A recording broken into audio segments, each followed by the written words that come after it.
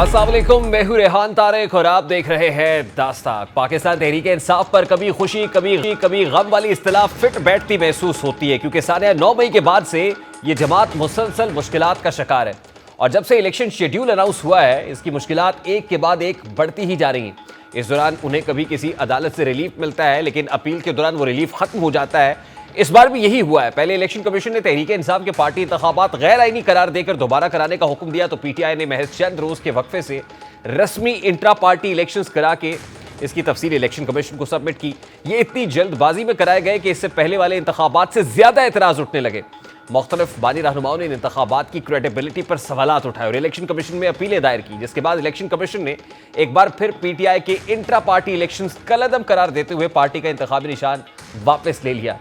PTI फैसले के खिलाफ पेशावर हाई कोर्ट से हुक्म इम्तना हासिल करके रिलीफ लेने में कामयाब हुई, तो आज पेशावर हाई कोर्ट के फैसले ने इस वक्ती रिलीफ को भी खत्म कर दिया है।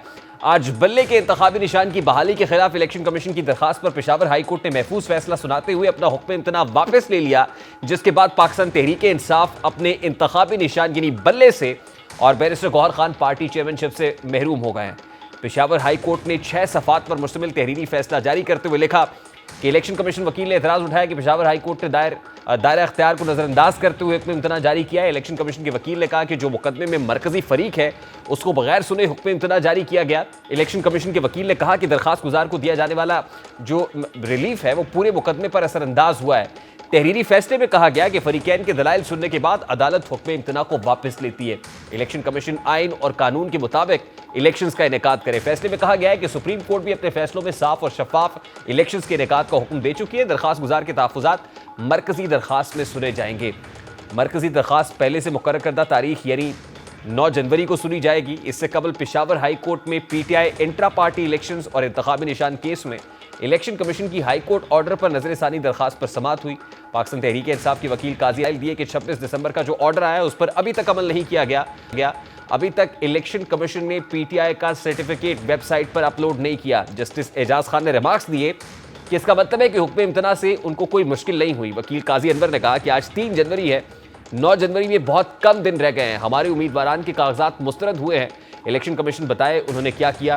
पीपल्स पार्टी के अलावा तमाम जमातों ने इलेक्शन कमीशन के साथ मिलकर पीटीआई को इलेक्शन से बाहर करने का मंसूबा बनाया हुआ है।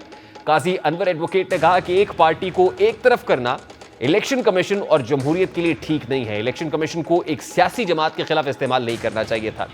हम चाहते हैं कि इलेक्शन कमीशन शफाफ इंतखाबात कराए। खवातीन की मखसूस नशस्तों और अक़लियती नशस्तों पर पीटीआई के उम्मीदवारों को रिलीफ मिला।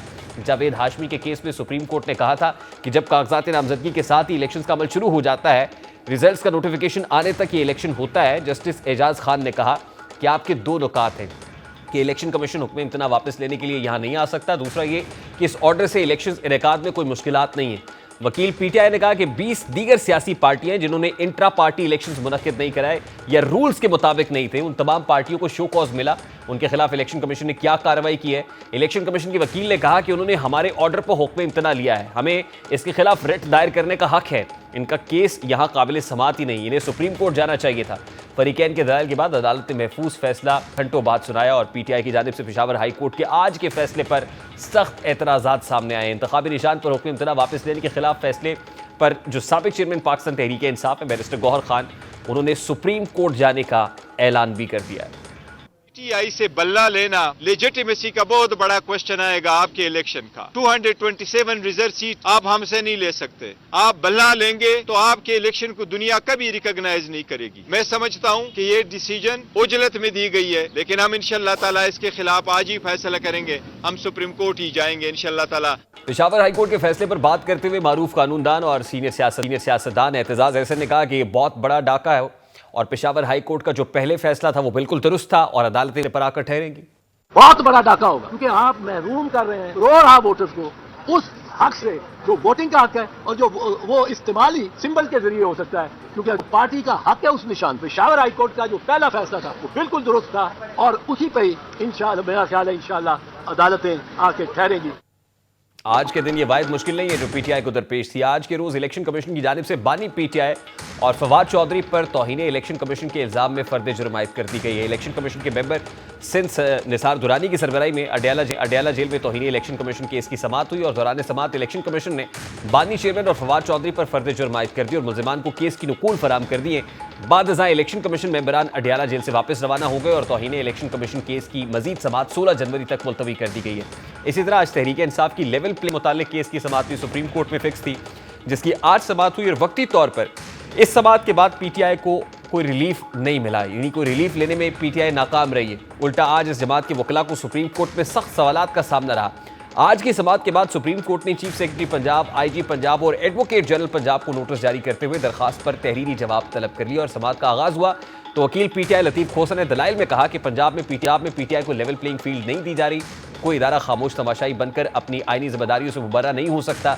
Chief justice of Pakistan justice Qazi Faez Isa ने रिमार्क्स दिए कि सिर्फ अपने केस पर फोकस करें, बताया आपने कब इलेक्शन कमीशन में शिकायत जमा कराई। लतीफ खोसा ने जवाब दिया कि सूबाई इलेक्शन कमिश्नर पंजाब ने 24 दिसंबर को चीफ सेक्रेटरी पंजाब और आईजी पंजाब को खत लिखा, इसलिए हमें इलेक्शन कमीशन में शिकायत जमा कराने की जरूरत ही नहीं थी। चीफ जस्टिस ऑफ पाकिस्तान ने लतीफ खोसा से मुकालमा करते हुए कहा कि इलेक्शन कमीशन ने कोई तौहीन की है तो सबूत दिखाएं, जिस पर लतीफ खोसा ने कहा कि मैं इस हवाले से CDR लाया हूँ, इस पर सारे सबूत हैं। हमारे रहनुमाओं को कागजात नामजदगी जमा नहीं कराने दिए गए, सारे पाकिस्तान ने देखा कि पीटीआई के साथ क्या हो रहा है। चीफ जस्टिस ऑफ पाकिस्तान ने कहा यार सियासी तकरीर ना करें, आइन और कानून की बात करें। आप कह रहे हैं आईजी और चीफ सेक्रेटरी ने कार्रवाई की, आईजी और चीफ सेक्रेटरी का इलेक्शन कमीशन से क्या लेना देना है? आईजी और चीफ सेक्रेटरी ने नई शफाफ इंतखाबात इलेक्शन कमीशन ने कराने हैं। तौहीन अदालत की दरखास्त इलेक्शन कमीशन के खिलाफ है। इलेक्शन कमीशन ने सुप्रीम कोर्ट के कौन से हुक्म की तौहीन की है? जस्टिस काजी फायज ईसा का कहना था कि मुझे समझ नहीं आ रही कि हम ये तौहीन अदालत की दरखास्त सुन क्यों रहे हैं। अगर आईजी और चीफ सेक्रेटरी से मसला है तो उनके खिलाफ दरखास्त दें। आप अफराद के खिलाफ कार्रवाई चाहते हैं या इलेक्शन कमीशन के खिलाफ? अब इस सारे मामले के ऊपर लतीफ जस्टिस काजी फायज ईसा की माबैन क्या मुकालमा देखने को सामने आया, जरा वो भी आपके सामने रखते हैं। They were not allowed, the way the applications have been rejected and Where is the proof of any of this? जी सर, अगर किसी का नॉमिनेशन पेपर रिजेक्ट हो गया है उसकी अपील फाइल करने। जरा ये भी सुन लीजिएगा, सैकड़ों petitions all over the country में नकल भी नहीं दे रहे हैं। मैं इसीलिए Everybody comes and makes a political statement here. Please tell us you moved a contempt application against the Election Commission of Pakistan. The order had directed Election Commission of Pakistan to do something. इस वक्त वकील रहनुमा तहरीक इंसाफ नईम हैदर पिछौता हमारे साथ मौजूद है। अस्सलाम वालेकुम नईम साहब, बहुत बहुत शुक्रिया आपके वक्त के लिए। सबसे पहले तो ये कहिएगा कि पाकिस्तान तहरीक इंसाफ से एक बार फिर बल्ले का निशान वापस ले लिया गया है और इलेक्शन कमीशन ऑफ पाकिस्तान का जो इस हवाले से हुक्म था उसको बहाल कर दिया गया पेशावर हाई कोर्ट में। तो पेशावर हाई कोर्ट में पाकिस्तान तहरीक इंसाफ की लीगल टीम अपना केस प्रूव नहीं कर पाई। कोई ऐसी बात नहीं है कि लीगल टीम जो है वो कन्विंस नहीं कर पाई। मुझे तो इस बात के ऊपर समझ नहीं आती, क्योंकि अभी इस वक्त जो है वो स्टे के हवाले से जो मामला था उसके ऊपर फैसला आया है और मेन केस अभी बाकी है और वो केस जो है जिस तारीख के ऊपर लगा हुआ है उसके ऊपर जो है वो फाइनल फैसला आएगा। किसी पार्टी के इंटर पार्टी इलेक्शंस के हवाले से इलेक्शन कमीशन ने नहीं कहा कि उसके ऊपर इतराज है। लेकिन नहीं साहब, ये बात तो अब 9 जनवरी को डिवीजन बेंच के सामने साबित करनी पड़ेगी ना आपको। सर 9 जनवरी को division bench Peshawar high court का समाअत करेगा, वहां पर ये अब आपको कन्विंस करना पड़ेगा ना डिवीजन बेंच को। जी वही वहां पर ये समाअत हुई थी और ये गलत बयानी की गई कि हमें सुना है क्या। बिल्कुल जी 4 घंटे वहां पर समाअत हुई और मुकम्मल तौर पर उन्हें भी सुना गया और पेशावर हाई कोर्ट ने स्टे दिया। अब मामला ये है कि इलेक्शन कमीशन का ये काम था कि जो फैसला वहां से हुआ था, गलत हुआ था, सही हुआ था, फॉर टाइम भी उसको इम्प्लीमेंट किया जाता, बल्ले का निशान जो है वो दिया जाता और उसके साथ साथ सर्टिफिकेट को अपलोड किया जाता। वो चीज तो की नहीं गई और साथ ही इलेक्शन कमीशन पार्टी बन के वहां पर इंटर कोर्ट नहीं, ये बात तो आज कोर्ट की प्रेमिसेस में हुई ना। कोर्ट ने आपसे पूछा कि अगर इलेक्शन कमीशन ऑफ पाकिस्तान ने एनओसी अपलोड नहीं किया अपनी वेबसाइट के ऊपर तो क्या कंटेम्प्ट ऑफ कोर्ट की है? तो क्या कंटेम्प्ट ऑफ कोर्ट की कार्रवाई के लिए आपने को पिटीशन की कोर्ट में? इसका जवाब था नहीं। देखिए कंटेम्प्ट ऑफ कोर्ट के हवाले से मुझे जो एग्जैक्ट है वो इन्फॉर्मेशन नहीं है, लेकिन डिस्कशन हुई थी हमारी इस हवाले से कि उसके अंदर कंटेम्प्ट ऑफ कोर्ट फाइल की जाएगी। लेकिन रिकॉर्ड के ऊपर आपके प्रोग्राम के बाद मैं उसका जवाब ही दे पाऊंगा, भी मैं इसके हवाले से एग्जैक्ट जवाब नहीं दे सकता। अगर ऐसा हुआ है तो लीगल टीम के पार्ट पर एक वीकनेस जरूर है। कंटेम्प्ट ऑफ कोर्ट फाइल हुई है या नहीं हुई, क्या इलेक्शन कमीशन का काम नहीं है कि अदालत के हुक्म को मानना? इलेक्शन कमीशन हुक्म देता है कि डीसी इस्लामाबाद और आईटी इस्लामाबाद को चेंज किया जाए, वो इंप्लीमेंट नहीं होता। वहां तो तौहीन अदालत की कार्रवाई। अच्छा, मैं इस मामले के ऊपर आता हूं ना, लेवल प्लेइंग फील्ड का जो केस था वो भी आज सुप्रीम कोर्ट ऑफ पाकिस्तान में डिस्कस हुआ, मैं इस पे आता हूं। लेकिन आज जो पेशावर हाई कोर्ट के जज साहब ने, जस्टिस एजाज खान ने डिसीजन सुनाया है, उससे क्या उस तासर को तकवीयत नहीं मिलती जो आपके पॉलिटिकल अपोनेंट्स दे रहे थे कि पेशावर हाई कोर्ट का पाकिस्तान तहरीक इंसाफ को बल्ला वापस देना ये एक जानिबदारी पर मबनी फैसला था? क्या इस तासर को तकवीयत नहीं मिल रही आज के डिसीजन से? देखिए, पहली बात तो ये है कि वो जो ये बात करते थे वो इस केस के अंदर पार्टी नहीं थे, ना अफेक्टिव थे। वो बात क्यों करते थे? क्योंकि वो बेनिफिट लेना चाह रहे थे कि हमारे उम्मीदवार आजाद हों तो फिर खरीद के अपनी पार्टी के अंदर उनको लाया जाए। नंबर 1 बात। दूसरे नंबर पर बात यह है कि क्या उनके पार्टी इंट्रा पार्टी इलेक्शन के हवाले से कोई बात की गई है? क्या उनके इंट्रा पार्टी इलेक्शन देखे गए? जब उनके नहीं देखे गए तो फिर पाकिस्तान तहरीक इंसाफ की क्यों देखे गए? नहीं तो क्या पाकिस्तान तहरीक इंसाफ मुतालबा करती है कि उनके पार्टी इलेक्शन भी देखे जाए? सर ठीक नहीं, मेरा सवाल बड़ा सादा है। क्या आप कोर्ट से ये मुतालबा करेंगे कि बाकी पार्टीज के इंटर पार्टी इलेक्शंस को भी इन्वेस्टिगेट किया जाए, पोस्टमार्टम होना चाहिए? बिल्कुल जी, इसके ऊपर बिल्कुल मुतालबा किया जाएगा और ये बात रखी जाएगी कि बाकियों के नहीं किए गए तो हमारे क्यों किए गए, ये पहले भी रखी गई कि क्या अगर दूसरी पार्टीज के इंट्रा पार्टी इलेक्शंस को भी इन्वेस्टिगेट किया जाता है तो आपको नहीं लगता कि फिर एक और बखेड़ा खुल जाएगा और उससे इंतखाबात डिले होने का खदशा है? मतलब ये थोड़ी है ना कि सारी पार्टी से उनके इंतखाबी निशान वापस ले लिए, जैसे आप ये कह रहे हैं कि बाकियों के यहाँ भी बहुत बेजाब्तगी हैं, तो अगर सबके इंतखाबी निशान वापस ले लिए गए तो फिर क्या होगा? मेरे भाई गुजारिश सुन लें, हमारे जो निशान को वापस लिया गया है, इंतखाबात जो हैं चल रहे हैं, रोके तो नहीं है ना। हम चाहते हैं कि रोकें, जो चाहते हैं, जो बर्फबारी के बहाने बनाते हैं, जो दहशतगर्दी के बहाने बनाते हैं या फाइनेंस का बहाना बनाते हैं, वो दूसरे लोग हैं, हम वो नहीं है। हम आइन के ऊपर यकीन रखने वाले लोग हैं। हम आइन की बालादस्ती के लिए, रूल ऑफ लॉ के लिए हर जगह के ऊपर खड़े हैं और रूल ऑफ लॉ की ही खातिर हम कोर्ट के अंदर जाते हैं। हाँ, आगे से चीफ साहब ये कह दें कि जनाब नहीं, आप किचन के अंदर होंगे तो गर्मी तो लगेगी, तो लिहाजा मुल्क ही छोड़ जाए तो फिर आप आराम से बैठ सकते हैं, तो वो एक सूरत हाल आपके सामने ही है। कोर्ट ने आपको अलाउ किया था कि बैरिस्टर गौहर खान जो इस वक्त पार्टी चेयरमैन है वो जाके बानी चेयरमैन पीटीआई से मुलाकात कर सकते हैं और टिकट्स की तकसीम के हवाले से जो आपकी पिटीशन थी वो इसको एक्सेप्ट कर लिया गया था। तो आज मुलाकात हो गई है गौहर खान साहब की? जी बिल्कुल मुलाकात हुई है, लेकिन हमारे जो एतराजात हैं इस वक्त 90% दरखास्तों के ऊपर आपको पता है ऑब्जेक्शन लगे हुए हैं और ऑब्जेक्शन जो हैं वो आपने देखा कि जिस तरह से हवा में उड़ रहे हैं और वो जो उन्होंने दरखास्तें हमारी मुस्तरद की थी, आज सुबह से वो सिलसिला जारी है और आरओज डीआरओज जो है वो किस तरह से एक्सपोज हो रहे हैं। वो हीरे जो सुप्रीम कोर्ट ने जिनके ऊपर मोहर लगाई थी, इलेक्शन कमीशन ने उन हीरों को चुना था, तो उन्होंने जिस तरह से दरखास्तें ली हैं, जिस तरह से स्क्रूटनी की है, जिस तरह से सर्टिफाइड कॉपियां देते हुए हमें प्रॉब्लम की है, तवीज कुरिंदों को, तईद कुरिंदों को जैसे अगवा किया गया है, तो वो पूरी दुनिया के सामने। हाँ, अगर चीफ साहब सोशल मीडिया नहीं देखते या टीवी चैनल्स नहीं देखते और अगर उनको अबसार आलम का या दूसरे तीसरे या वतीला जान का पता है या बाकी सब का पता है तो वो उस वक्त शायद देखते होंगे टीवी, या जो उनकी मर्जी होगी, दिल उनका खर्चा होगा, वो टीवी देख लेते होंगे उस हद तक। हमारी हद तक उनकी आंखें जो है वो। अच्छा चलिए, फिर मुझे बताएं सर कि मैं देख रहा हूं गुज़श्ता 2 रोज से पाकिस्तान तहरीक इंसाफ और तहरीक इंसाफ की सोशल मीडिया टीम जस्टिस काजी फाइजीसा के खिलाफ ट्रेंड भी बना रही है, कुछ ऐसी गुफ्तगू भी हो रही है। तो क्या कोर्ट्स को फिर या तो एतमाद नहीं है कोर्ट पे या कोर्ट को अंडर प्रेशर करना मकसूद है, जैसे दीगर पॉलिटिकल पार्टीज भी करती हैं? मैं सिंगल आउट नहीं कर रहा आपको, लेकिन आप क्या करना चाह रहे हैं सर? देखिए, बात यह है कि अगर वो कहेंगे कि मैं इमरान रियाज को नहीं जानता, अगर वो कहेंगे कि मुल्क के अंदर कुछ भी नहीं हो रहा, कोई अगवा नहीं हो रहा, मुझे तो कोई नजर ही नहीं आ रहा, वैसे गुमान गालिब है कि वो ना जानते हो सर, किचन के अंदर बैठे हुए हैं तो आपको हो भी सकता है कि वो ना जानते हो। पाकिस्तान तहरीक इंसाफ से आपका ताल्लुक है तो आप जो है बिल्कुल आपके ऊपर ही सितम होगा। और एक जगह के ऊपर अगर डिस्क्वालिफिकेशन का मामला हो नवाज शरीफ साहब का, तो वो किसी और केस में उठा लिया जाए और उसको जो है अच्छा वैसे नहीं, मैं पिछौता साहब मुझे सिर्फ इस सवाल का जवाब दे दें सर कि आज बैरिस्टर शुएब शाहीन ने कहा कि इमरान रियाज से मेरी ओवर द फोन बात हुई है, तो सवाल तो उठेंगे ना। इमरान रियाज से ओवर द फोन बात हुई और इमरान रियाज ने कहा कि कोर्ट मुझे सिक्योरिटी दे दे तो मैं कोर्ट के सामने आ जाऊंगा। तो आपको नहीं लगता कि आपको मशवरा देना चाहिए, वो कोई भी है हमारी फ्रेटर्निटी से है, वो जाए कोर्ट के सामने और बता दे कि क्या मामला है? क्योंकि ये जो मिसिंग पर्सन वाला मामला है ये फ्यूचर के लिए भी हल हो जाएगा अगर बता दे कि कौन उठाता है और कहां लेके जाता है। मेरे भाई, बड़ी वाज़ेह तौर पर मैं गुजारिश करना चाहूंगा, अगर एक शख्स को उठाया जाता है, उसके ऊपर तशद्दुद किया जाता है और 8 महीने 9 महीने जुल्म जबर किया जाता है, आप ही अगर हैं ठीक है, अगर वो किया जाता है और उसको इतना जो है वो उस लम्हे से गुजरता है कि वो ज़हनी तौर पर भी बेचारा डैमेज हो और वो बोल भी ना सके और इस तरह की सूरत हाल हो जाए और उसे ये भी पता हो कि मुझे फिर दोबारा उठाया जाएगा और फिर मेरा कोई नोटिस नहीं रहेगा और फिर कोई काजी कहेगा कि मुझे नहीं पता और मेरे साथ दरखास्त है तो मैं देखूंगा और वो रिपोर्टें मंगवाई जाएगी कि आईजी साहब आप सोशल मीडिया, सर आप मुझे बात से मुकम्मल करने देना। if he can speak on podcast, if he can tweet that, नहीं ऐसे मजा नहीं आता, नहीं बात नहीं मुकम्मल होती। जी कीजिए सर, मुकम्मल कीजिए।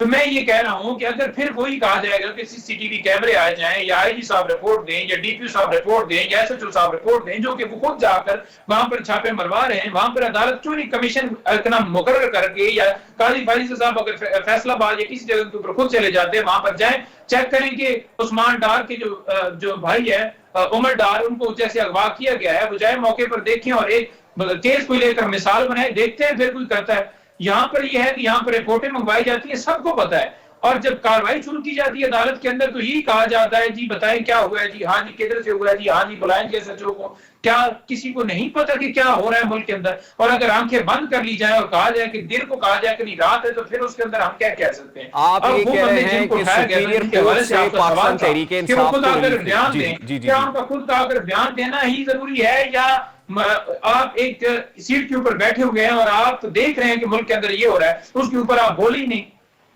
अच्छा चलिए, अब सदाकत अली अब्बासी इंटरव्यू देने के लिए तो जा सकते हैं, उस्मान डार इंटरव्यू देने के लिए तो जा सकते हैं, अगर उन प्रॉब्लम हुआ है तो आके कोर्ट में बताएं ना सर। और मेरे भाई इंटरव्यू देख जिस तरह वो गए हैं, जिस तरह उनको उठाया गया है, जिस तरह वो आके उन्होंने प्रेस कॉन्फ्रेंस की है, जिस तरह उनका बेचारे जो जुल्म उनके साथ किया गया है, 36 घंटे जैसे उन्हें लटकाया गया है, और वो कहते हैं कि मैं पाकिस्तान तहरीक इंसाफ से लातलकी का ऐलान करता हूं, और पूरे पाकिस्तान में इसी तरह से लातलकियां हुई हैं, तो क्या वो कोई पागल? अगर मैं बैठ के समझ रहा हूं, आम आवाम समझ रही है, तो क्या कोई जज या आप नहीं समझ सकते? तो अगर वो जज साहब नहीं समझ सकते कि उनको मजबूर किया गया है और उस वजह से नहीं बोल रहे कि बेचारे डरे हुए हैं जिस तरह से उनके साथ तशद्दुद किया गया है, तो उसके ऊपर वो खुद ही एक कमीशन बना देना। अगर फैजाबाद धरने का कमीशन बन बहुत बहुत शुक्रिया। नहीं, आम इंतखाबात के लिए पाकिस्तान भर में उम्मीदवारों के कागजात नामजदगी जमा होने के बाद जोड़ तोड़ की सियासत में एक बार फिर तेजी देखने को मिल रही है। तमाम सियासी जमातों के काबरीन इस वक्त मैदान में हैं। Peoples Party Sindh, KPK, Balochistan के बाद अब पंजाब की तरफ नजरें गाड़े हुए हैं। बिलावल भुट्टो जरदारी और साबिक सदर आसिफ अली जरदारी इस वक्त लाहौर में मौजूद हैं, जहां उन्होंने पार्टी की सेंट्रल एग्जीक्यूटिव कमेटी का इजलास भी तलब कर रखा है। इसके अलावा इतलात यह है कि जल्द पीपल्स पार्टी लाहौर में एक बड़ा जलसा करने का इरादा भी रखती है।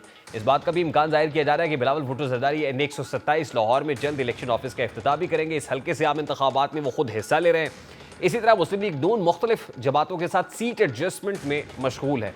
शहबाज शरीफ खुद 2 रोज़ा दौरा कराची पर गए और फिर बहुत से मामलात को हल भी किया। इस दौरान उन्होंने मुख्तलिफ प्रेस कॉन्फ्रेंसेस के जरिए मुल्की सियासत पर खुलकर गुफ्तगू की, लेकिन इस दौरान जो सबसे बड़ी कमी महसूस की गई वो ये थी कि नवाज शरीफ और मरीम नवाज बिल्कुल खामोश हैं। गुज़श्ता दिनों पार्लिमानी इजलासों के दौरान नवाज शरीफ मुसलसल खिताब कर रहे थे जिसमें वो ऐसी गुफ्तगू कर रहे थे जो डायरेक्टली मुल्की सियासत से मुताल्लिक थी। इन्हीं इजलासों में दोबारा एहतसाब का मुतालबा भी करते दिखाई दिए, फिर यकायक दोनों खामोश हो गए। तब से लेकर अब तक उनका ना तो कोई बयान सामने आया और ना ही पार्टी की जानिब से उनके बयानी को तरवीज मिल रही है जो माजी करीब में बड़ी शद्दोमत से की जाती रही, जिससे तासुर बन रहा है कि शायद पार्टी के अंदर ही ये फैसला हो गया है कि नवाज शरीफ और मरीम नवाज बराह रास्त टिकट की तकसीम और पार्टी के अंदरूनी मामलात को सुलझाने में मसरूफ हैं, जबकि बयानिए से मुताल्लिक मामलात शहबाज शरीफ के सुपुर्द किए गए हैं। दूसरा तासुर यह कि मज़ामती सियासत दोबारा से शुरू करने का पर बासर हल्कों की नाराज़गी का खदशा पैदा हो गया, इसलिए नवाज शरीफ और मरीम नवाज एक बार फिर खामोश रहने ऐसे उनसे दरख्वास्त की गई और ऐसी सूरत हाल में मजबूत हल्कों से बराह रास्त करीब रहने वाले शहबाज शरीफ खुद मैदान में निकलकर मामलात को एक बार फिर बेहतर करने में मसरूफ़ है। असल कहानी क्या है, क्या होने जा रहा है, बात करेंगे। सरबराह तहरीक जवानान पाकिस्तान और तज्ज़ियाकार अब्दुल्ला हमीद गुल साहब ने हमें ज्वाइन किया है। अस्सलाम वालेकुम अब्दुल्ला गुल साहब, बहुत बहुत शुक्रिया आपके वक्त के लिए। सबसे पहले तो ये कहिएगा कि अब काउंटडाउन बिगिंस, उल्टी गिनती शुरू हो गई है, इंतखाबात में अब चंद रोज़ बाकी हैं, लेकिन वो गहमा गहमी उस तरह की नहीं है जैसी रिवायत रही है इंतखाबात के अंदर देखने को मिलती है। सबसे पहले तो बड़ा सादा सा सवाल है, शहबाज शरीफ साहब ने या हमजा शहबाज साहब ने पंजाब में पाकिस्तान मुस्लिम लीग नून के 2 जलसे किए हैं, लेकिन अभी तक मरीम नवाज साहिबा या नवाज शरीफ जो क्राउड पुलर हैं नून लीग के लिए, वो मंजर आम से गायब दिखाई दे रहा है। क्या वजह है सर? बिस्मिल्लाहिर्रहमानिर्रहीम। मेरे ख्याल में कहीं विल जो है वो इस टाइम पे मौजूद नहीं है। आप जिस तरीके से एक इलेक्शन की फिजा होती थी, उसके अंदर लोगों का गहमा गहमी होती थी और बैठकें हुआ करती थी, कॉर्नर मीटिंग्स हुआ करती थी, जो नीचे जितना अमला होता था वो बड़ा एक्टिव होता था, लोगों के डेटाबेस इकट्ठा किया करता था, घर घर गली गली जाके जो है वो कैंपेन की जाती थी, कन्वेंसिंग की जाती थी। इसी तरीके से जो काउंसलर लेवल, वार्ड लेवल, जो चेयरमैन जिला काउंसिल जो थे वो एक्टिव हुआ करते थे। इसी तरह से फिर बार रूम्स का एक अपना किरदार हुआ करता था और फिर जाहिर है जो लोकल मीडिया था वो मुतहर्रिक करता था। लेकिन अभी 24 न्यूज समेत दीगर जितने भी चैनल हैं वो रोजाना इलेक्शन के हवाले से दिखा रहे हैं, लेकिन कौम के अंदर एक जो है वो मायूसी सी है और वो उसकी वजह हरगिज ये नहीं है कि वो एक खास जमात जो कि कहा जाता है कि जी पता नहीं पीटीआई की वजह से, ऐसा कुछ भी नहीं है। पीटीआई की बात नहीं है। लोगों का एतबार पीटीआई से तब उठ गया था जब मार्च 2022 था और ये बात मैं उसके ऊपर कह रहा हूं एक स्टेट टेलीविजन के ऊपर, और उसकी बुनियाद यह है कि जब इनके एमएनए, एमपीए और सेनेटर्स अपने अपने हलकों में जाते थे तो आपको याद होगा कि बकायदा पुलिस उनको रेस्क्यू कर रही थी, उनको लोग मारते थे, लोग उनके ऊपर जो है वो पथराव करते थे और उसकी वजह ये थी कि जो वादे वईद किए गए थे उनको डिलीवर नहीं किया गया था। क्योंकि केपी में खास तौर पे कोई भी माजी की तारीख के पन्नों को अगर देखें तो 2 लगातार हुकूमतें किसी को नहीं मिली, लेकिन पीटीआई की हुकूमत को जो है 2 लगातार नहीं, लेकिन अब्दुल्ला गुल साहब ये हालात तो यकसर तब्दील हो गए ना 16 माह की हुकूमत जो पीडीएम ने ली, उसके बाद तो हालात खासी हद तक, अगर मैं 180 डिग्री पर टर्न कहूं तो कम से कम क्लोज टू 180 डिग्री शिफ्ट तो आया है चीजों में। इसमें तो कोई दूसरी राय नहीं है। मैं वही गुजारिश कर रहा था ना कि लोग जो है वो उस टाइम पे पीटीआई की तो ये कारकर्दगी थी, लेकिन पीडीएम की जो कारकर्दगी थी जो कि एक मुश्तरका लाहे अमल था सबका, और लोगों ने मिलके जो बड़े बड़े दिमाग थे, बड़े तजुर्बेकार थे, बड़े ज़हीन, बड़े फहमो फरासत वाले, बड़े पुराने घाघ सियासतदान, उन लोगों ने क्या किया, पाकिस्तान का 57% डिवैल्यू कर दिया पाक रुपी और अवाम के अंदर जो है एक बददिली को जो है जन्म दे दिया इस निजाम के खिलाफ। और फिर इंतहा तब हुई जब 9 मई का वाकया हो गया। देखें, मैं आपको बाकायदा अपनी और अपनी जमात की तरफ से कह रहा हूं कि 9 मई हम भूलने देंगे ना। 9 मई के जो मुजरिम हैं उनको कैफरे किरदार तक पहुंचाए बगैर अगर हम किसी भी ऐसे इलेक्टोरल प्रोसेस का हिस्सा बनते हैं तो मुझे ये बताएं फिर तो टीटीपी के भी लोगों को अच्छा, मैं इस पे आता हूं। अब अब्दुल्ला गुल साहब, अब देखिए 16 माह की हुकूमत में नवाज शरीफ नहीं थे, 16 माह की हुकूमत में मरीम नवाज साहिबा भी नहीं थी, बराह रास्त शहबाज शरीफ साहब देख रहे थे। और जाहिर है लोगों का अगर गुस्सा होगा 16 माह की हुकूमत पे तो शहबाज शरीफ साहब पे होगा, लेकिन शहबाज शरीफ तो अवाम में जा रहे हैं, कराची भी गए हैं, फिर उन्होंने शेखुपुरा में जलसे आम से खिताब भी किया है, हमजा शहबाज साहब ने खिताब किया है। क्या वजह है कि वो जो नहीं थे, यानी जो बेहतर फेस हो सकते हैं नून लीग का, वो नवाज शरीफ हों या मरीम नवाज साहिबा हों, वो उस तरह से कोई बड़े इज्तिमा से या जलसा आप अभी तक नहीं कर रहे हैं? देखें, आवाम जो है वो कोई बेवकूफ तो होती नहीं है। क्या उनको नहीं मालूम कि जब वजीर आजम बतौर शहबाज शरीफ साहब बाकायदा अमेरिका जाते वक्त दीगर जगहों पे जाते हुए मशावरत के लिए रोजाना जो है वो बरतानिया पहुंच जाया करते थे बड़े भाई के सामने, तो फिर मेरा ख्याल है कि लोगों को तो पता था कि who was running the show. और दूसरी तरफ जो है मरियम नवाज साहिबा का जिस तरह से डोमिनेटिंग किरदार था, जिस तरीके से वो पार्टी को जो है वो डोमिनेट कर रही थी, और जाहिर है जो पार्टी के अंदर हमजा शहबाज और दीगर जितने भी लोग थे उनको तहफ़्फ़ुज़ात तो थे। और आपको पता है इस बात का कि 2 धड़े तो थे मुस्लिम लीग के अंदर, तो ये अब नवाज शरीफ साहब आए हैं, अब वो 2 धड़े जो हैं उस तरीके से सामने सरफेस नहीं कर रहे। लेकिन जो आपका सवाल का जवाब है, ये क्यों नहीं जा रहे, ये इसलिए नहीं जा रहे क्योंकि ये कह रहे हैं कि जितना डर्टी वर्क है, जितना बाकी का काम है, वो तो ये बाकी सारे वर्कर कर लें, और they are born to rule. ये सिर्फ तब आए जब मैदान में, जब बिल्कुल हर चीज सज जाए, प्लेटें सज जाएं, खाना बन जाए, कनातें लग जाएं, और उसके बाद आके सिर्फ खाना तनावल करने के लिए जो है वो ये आ जाएं। मेरे ख्याल में they are waiting for the right time. ये आखिरी चंद जलसों में आपको नजर आएंगे, लेकिन देखना यह है कि आखिरी चंद जलसों से पहले बहुत सारे मामलात हैं। उसके अंदर सबसे बड़ी एक वजह जो है वो नवाज शरीफ साहब की वो एक नाअहली केस के हवाले से बात है। जब तक कि वो केस सामने नहीं आता तब तक अभी भी चहमगोइयां हो रही हैं कि जी शहबाज शरीफ साहब जो हैं वो ही लीड करते हुए नजर आ रहे हैं, क्योंकि जाहिर है अगर रुतबे के म्यार से देखा जाए, तजुर्बे के लिहाज से देखा जाए तो इसमें कोई शक नहीं गुज़श्ता है। रोज अदालती रिमार्क्स देखे जाएं 7 रुकनी बेंच के ताहयात नाहली केस के अंदर, तो उससे तो लाइकली यही है कि नवाज शरीफ साहब की राह में जो आखिरी कांटा है ताहयात नाहली वाला वो भी निकल जाएगा और अदालत के थ्रू ही होगा। तो फिर प्रॉब्लम किस चीज की? नहीं, मेरे ख्याल में देखना, देयर इज अ चांस। ये बात है कि आप जैसे वो अभी आज चेयरमैन पीटीआई बोल रहे थे गौहर साहब कि जी हमें 90% जो है वो उम्मीद है। क्या बोलेंगे कि हमें मतलब कोई उम्मीद नहीं है सुप्रीम कोर्ट से। हाई कोर्ट के फैसले के बाद जो सूरत हाल पैदा हुई है, हकीकत यह है कि पार्टी जो है वो तो बिखर के रह जाएगी। अगर साइन नहीं होगा, आजाद उम्मीदवार होंगे तो लोग जो है वो भागेंगे दूसरी जगह के ऊपर, दूसरी पार्टियों के अंदर टिकट और शमूलियत के लिए। तो उनके लिए मजबूरियां हैं। आजाद उम्मीदवार के तौर पर वो किसको देंगे, किसके साथ निशान होगा, बल्ले का निशान उनको नहीं मिला। और फिर उनके जो इंट्रा पार्टी इलेक्शंस हैं उसके हवाले से तहफ़्फ़ुज़ात हैं अभी। तो मेरा ख्याल है कि ये सारी चीज़ों को सामने अगर रखा जाए तो इस टाइम पे मौलाना फजलुर रहमान की बात को आप रद्द नहीं कर सकते, जहां वो बड़ा बरमला और खुल के उन्होंने अपना मौक़िफ़ बयान किया और वो इलेक्शन के फिलहाल हक में नहीं नजर आ रहे। इससे पहले जरदारी साहब भी जो इसके मुमकिन तौर पर कोई ऐसा हो सकता है, कुछ ऐसा जैसा मौलाना फजलुर रहमान कह रहे हैं कि इलेक्शंस अगर कुछ देर डिले हो जाए तो कोई हर्ज नहीं है। अब सुप्रीम कोर्ट ऑफ पाकिस्तान तो डटी हुई है अपने मौक़िफ़ के ऊपर, तो मौलाना जो कह रहे हैं वो कितना हकीकत पर मबनी है? नहीं तो क्या सुप्रीम कोर्ट 14 मई के इलेक्शन पे नहीं डटी हुई थी?